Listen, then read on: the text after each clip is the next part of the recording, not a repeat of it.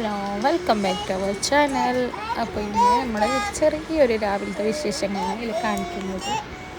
രാവിലെ കുറച്ച് തുണിയെല്ലാം മടക്കി വെക്കാറുണ്ട്. അപ്പോൾ അതെല്ലാം മടക്കി വെച്ച് പിന്നെ ദോശക്ക് അരച്ച് വെച്ച് ദോശ ചുട്ടത് വൈകിയാണ്. രാവിലെ അരച്ച് വെച്ച മാത്രം ഈവനിങ് അതിന് ചുടുമ്പോൾ അതിൻ്റെ ഇടയിൽ കുറേ പണിയുണ്ടായിരുന്നു.